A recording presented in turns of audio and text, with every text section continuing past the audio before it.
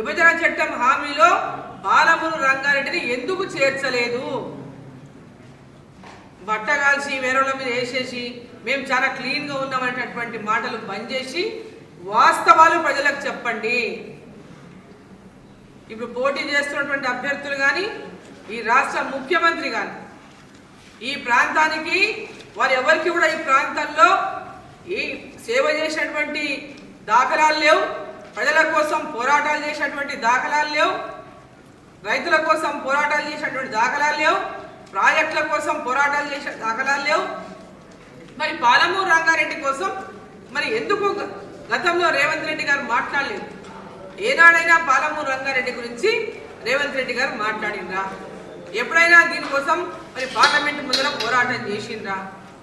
కేవలం ఎన్నికలు ఉన్నాయి కాబట్టి మేము గవర్నమెంట్లో ఉన్నాం, ఈ ఎన్నికలు నరేంద్ర మోదీ అంటున్న ప్రజలంతా.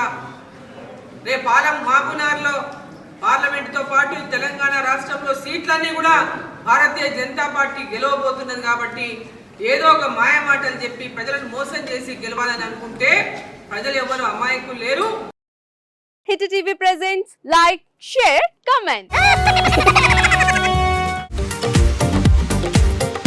టీవీ వాళ్ళకు కూడా నేను ఒక సర్ప్రైజ్ ఇద్దాం అనుకుంటున్నాను. మీరు మాత్రమే జెస్సీ ఎందుకు అయ్యారు? ఇలాంటి అమ్మాయిలకి పిలవడానికి బాగుంటుంది. చందు సాయికి like you and have a జనాలకి ఒక పేరు నచ్చిందంటే దీనికి ఒక ప్రాసెస్ ఉంటుంది. ఎందుకు ప్రాసెస్? డైరెక్ట్కి వెళ్ళిపోదాం. ఏదైనా ఒకటి మర్చిపోయినావా నువ్వు? ఏం మర్చిపోయావు? ఏదో ఆ టైంకి మన సుడి బాగుంటే ఎవరన్నా చూపిస్తే రాయగలం కానీ డోర్ టు డోర్ సేల్స్ చేసేవాళ్ళు. శారీ వస్తుంది, శారీలో వెనకాల కట్టుకుని